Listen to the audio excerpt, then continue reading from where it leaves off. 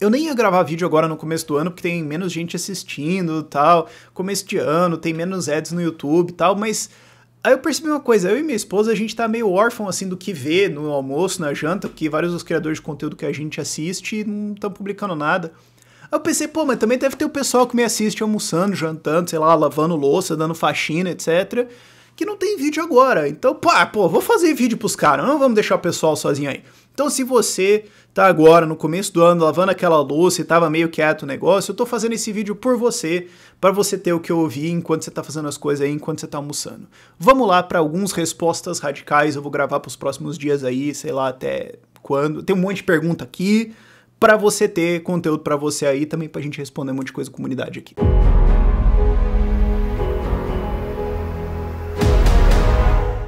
E eu tava vendo perguntas de outros vídeos, eu lancei um tweet lá pra perguntar o que as pessoas querem ver respondido, então isso aí é tudo de várias coisas que vieram nas últimas semanas aí, e do Twitter também. Segue a gente lá no Twitter e no Instagram também, é tudo ideias radicais, só procurar lá. Então vamos pra primeira pergunta aqui, polícia privada, quem paga, quem usa?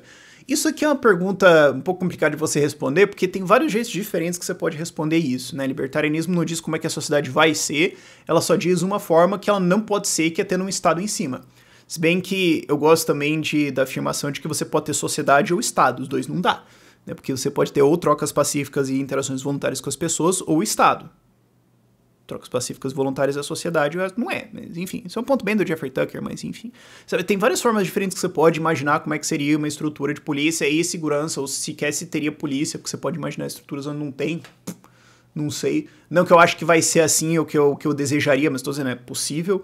Mas uma coisa interessante por trás dessas perguntas é que muita gente imagina, não sei se é o caso do cara que perguntou, mas muita gente imagina que se você tirar o Estado, cada casa individualmente vai ser totalmente independente, elas nunca vão se associar, elas vão ser assim, cada unidade de um apartamento dentro de um prédio vai ser um país diferente, e eles nunca vão entrar em contratos para resolver esses problemas assim, em grupo, vai todo mundo falar, não, eu vou ter minha própria representação diplomática e tudo, porque assim, ninguém pensa que cada casa teria sua própria indústria, sua própria agricultura e tudo mais. Mas muita gente pensa que, sei lá, cada casa teria sua própria polícia. E um dos jeitos simples que você pode resolver o problema de segurança de quem paga é tipo um shopping. Quem paga a segurança do shopping?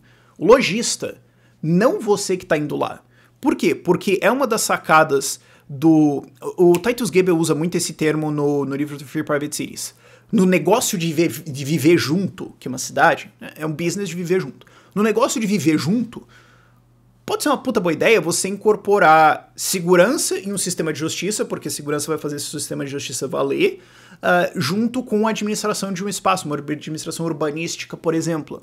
Então, isso é mais ou menos o que em pequena escala acontece num shopping. Você tem uma certa administração urbanística ali, e você também tem uma administração de segurança ali. Faz parte do serviço de fornecer este espaço aqui, fornecer segurança, porque a gente não pensa, porque o Estado monopoliza isso pra caramba, a gente não pensa nesse fornecer um espaço como um serviço. Tipo, a gente às vezes consegue entender isso dentro de um shopping ou num condomínio fechado, mas não extrapola isso mais. Mas você poderia ter isso dentro de um condomínio fechado plus ou dentro de uma cidade privada, parte do serviço daquele espaço de uma cidade privada ou de um shopping ou seja lá o que for, ser a segurança ali. É uma forma de resolver isso. Você só tem um problema de como resolver isso quando você tem unidades domiciliares separadas e independentes que não querem entrar em negócio um com o outro.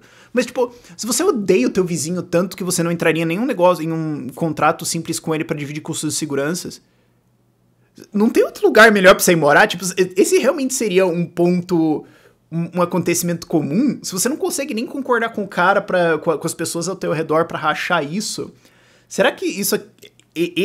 essa aglomeração de pessoas, essa disposição urbana, sei lá, realmente aconteceria? Ou será que elas só se mudariam para lugares muito mais próximos ideologicamente, moralmente, etc., do que elas gostariam, sabe? E até eu tenho dificuldade de imaginar como isso seria um problema em cidades pequenas, sabe? Eu só imagino que isso aqui seria muito difícil de resolver numa cidade de maior porte, tipo 50 mil habitantes ou mais.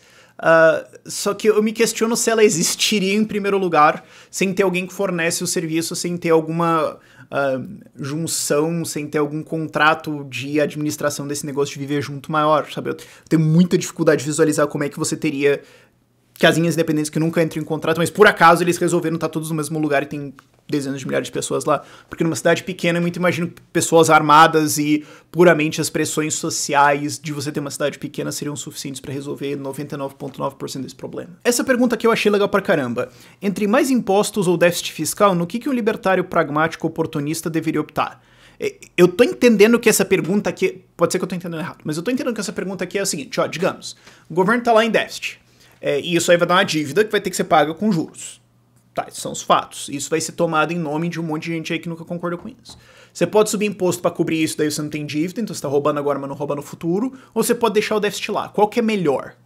Acho que melhor é ter uma palavra sacana. Qual que é menos... Não vou nem dizer menos pior, qual que é menos bosta aqui? E a minha resposta pra isso é bota um déficit. Porque o que acontece?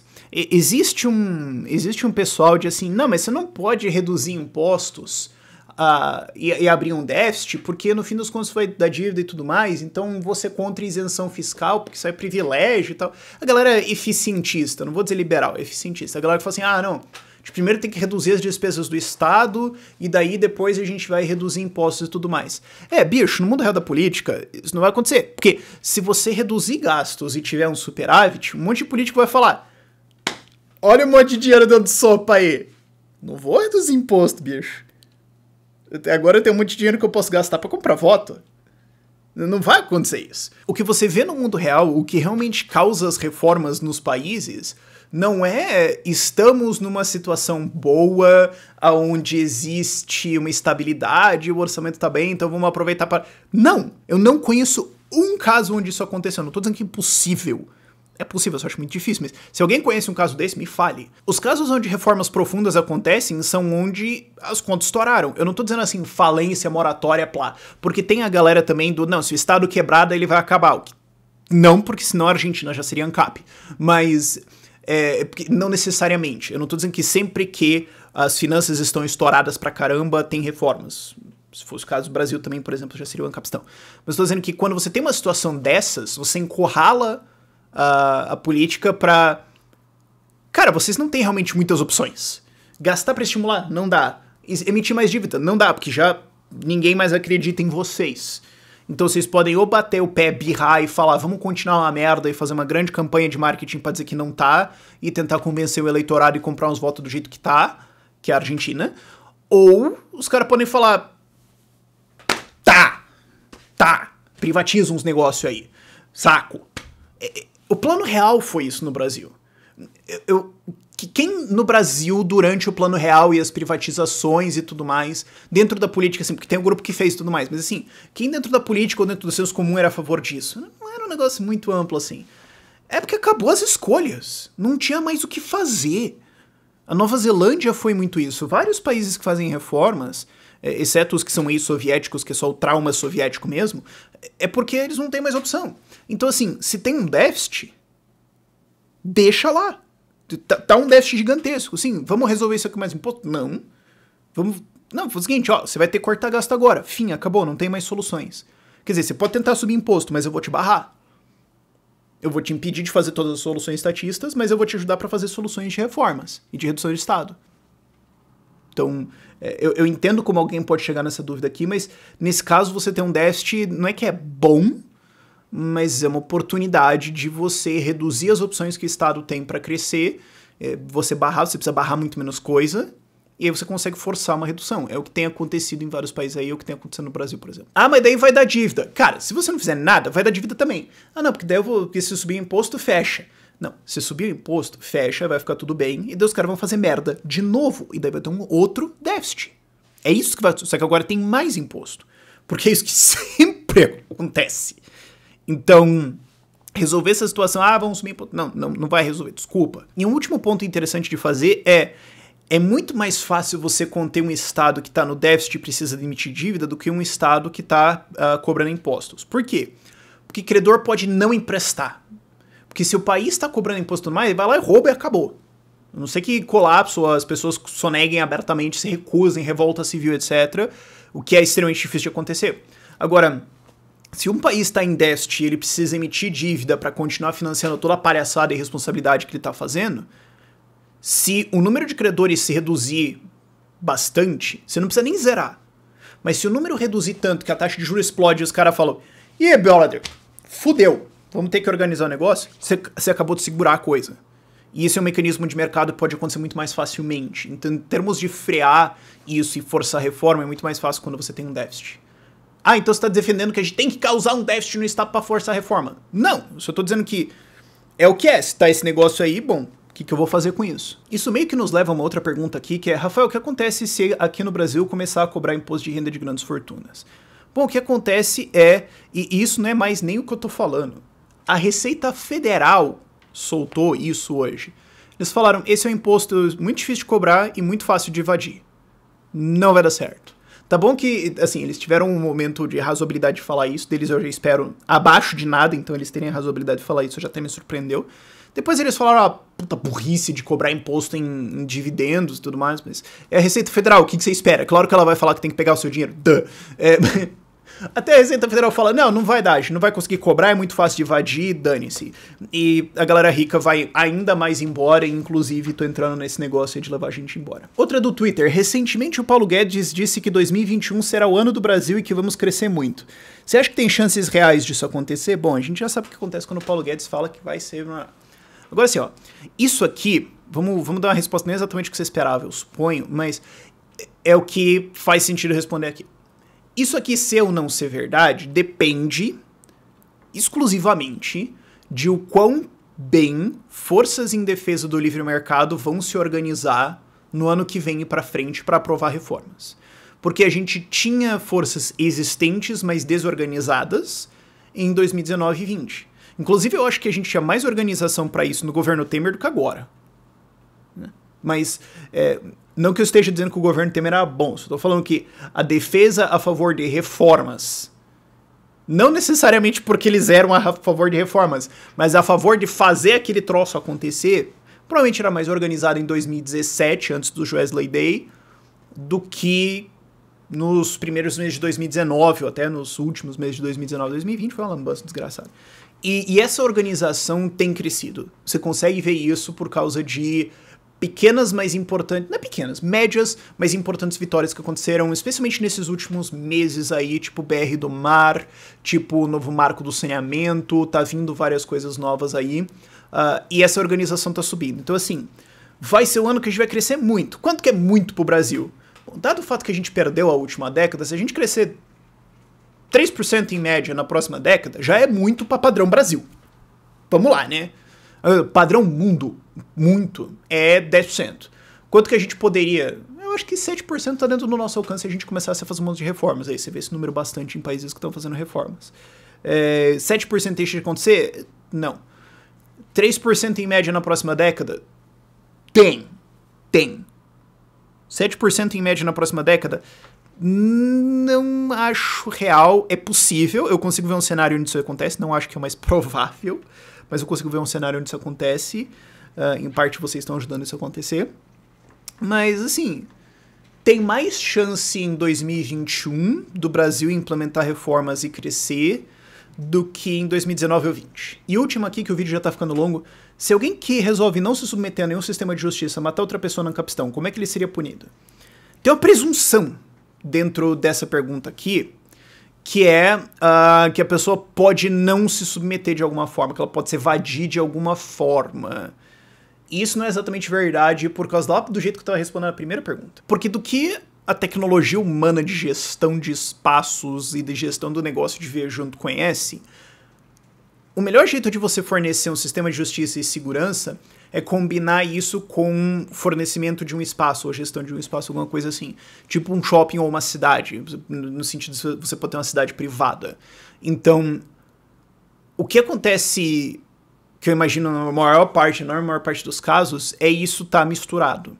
Então, se você está dentro da jurisdição de um sistema de justiça, ele também tem o poder de reter você lá, enquanto você não acertar suas contas, enquanto você não cumpriu acertado, ou banir você daquele espaço completamente. E se esse banimento não é uma punição o suficiente, você já consegue sacar isso meio de antemão e cobrar um preço de entrada, de maneiras que você perder acesso àquele lugar, perde também esse preço que você pagou, perde essa porta que você pagou. eu sei que tá muito teórico isso, mas vamos exemplificar. Digamos, você entra numa cidade privada lá, que tem o seu sistema de justiça, você mata alguém, e você vai ser julgado no sistema e você fala, não, me recuso. A resposta desse sistema de justiça seria, foda-se, você tá aqui. Você tem que restituir os seus danos causados. Digamos, você agrediu alguém, matou alguém, etc. E daí você pode entrar em discussão como quais seriam essas... Mas o fato é que você tem que. Mas você pode se evadir. Isso impediria você de restituir os danos. Então eu te prendo. Porque eu posso fazer isso. Você concordou ao entrar aqui e aceitar esse contrato. E você tem uma dívida, que tem danos que você precisa restituir. Então eu te retenho até você fazer isso. Ah, mas digamos que o cara consegue fugir ou se evadir ou alguma coisa assim. Tá, mas se eu sou essa cidade ou essa jurisdição aonde o cara cometeu um crime, eu posso ter um acordo com outras cidades, com outras jurisdições, de que eles vão reter o cara lá, e eu, em troca, se alguma coisa acontecer lá, eu retenho o cara aqui e devolvo pra eles. É um contrato de extradição. Sabe, só porque estados fazem alguma coisa, não quer dizer que se você acabasse com o estado, você acabaria com isso. Como, por exemplo, calçadas, certo? Então, eu posso ter esse acordo com outras jurisdições. Ah, esse cara é acusado de homicídio aqui, tá aqui as provas, prende o cara. Ah, mas outra jurisdição pode recusar. Aí eu pergunto pra você, você moraria numa cidade, numa jurisdição, você compraria o serviço de um lugar que abriga alguém acusado de homicídio em outro lugar? Um exemplo onde isso já acontece é no sistema financeiro. Se você não pagar alguma coisa que você deve para um banco, hoje existem barreiras e tudo mais no Brasil, mas no mundo, de maneira geral, dá pra fazer isso. Um banco pode informar os outros. Ele tá devendo pra mim. Me deve uma puta grana aqui. Então, vocês estão informados disso. Então, mas eu não vou pagar o cara, eu vou pegar empréstimo em outro lugar. O outro lugar pode falar, não, eu sei que você tá devendo lá. Paga lá primeiro. Porque eu sei que tu é caloteiro. Ou eu vou cobrar de você muito mais. E mesmo que alguém escape, você ainda tem um incentivo pra você colocar algum tipo de recompensa em cima de pegar o cara. Ah, você tá falando de caçador de recompensa? Sim, qual é o problema? Qual é o problema de alguém ganhar para pegar bandido que fugiu e fazer o cara pagar pelo que ele fez? Não seria desejável isso? Você prefere um mundo que não tenha isso do que um que tenha? Quer dizer, eu prefiro um mundo sem bandido, mas enfim. É uma daquelas coisas meio defendendo o indefensável do Walter Block. Mas faz um sentido você ter jurisdições indo atrás disso, porque isso afeta a taxa de sucesso dela, certo? Porque a gente não cobra isso do Estado hoje. A gente até cobra um pouquinho, mas é assim, como se fosse... Ninguém vai se ferrar por causa disso. Nem o prefeito vai perder o cargo por causa disso e tudo mais. Mas eu consigo imaginar cidades privadas fazendo propaganda em cima disso. O último homicídio que teve aqui foi, sei lá, 9 anos atrás. Ou, sei lá, a gente é uma cidade com milhões de habitantes, então, sim, tem homicídios e tudo mais. Mas a nossa taxa de... quando alguém comete um homicídio, a nossa taxa de pegar o cara e fazer ele pagar pelo que ele fez é 99,85%. E aqueles outros caras lá são 99%, então vamos fazer propaganda lá pro pessoal vir pra cá porque é mais seguro. Eu consigo ver isso. Então, existe um incentivo muito maior pra ela ir atrás, sabe? Isso é uma coisa importante você pensar quando você tá pensando coisas privatizadas, que assim, não vai ser perfeito porque nunca alguma coisa vai ser perfeita, porque sempre algum ser humano vai conseguir imaginar algum jeito de reclamar de alguma coisa. Mas isso tem os incentivos pra funcionar ou não? Hoje não tem. Hoje não tem. Qual é o incentivo de um governador de fazer com que ele tenha uma altíssima taxa de condenação de crimes? Não muito, assim. Convenhamos. Qual que é o incentivo se você tem uma organização privada fazendo isso? Muito mais pesado. Muito mais pesado. Então quem não fizer, se ferra. Mas enfim, acho que já tá dando quase 20 minutos esse vídeo aqui, o que já é perto do meu teto. Vamos encerrar por aqui. E amanhã a gente tem mais outras respostas radicais. Por esse vídeo é isso. Tchau, tchau.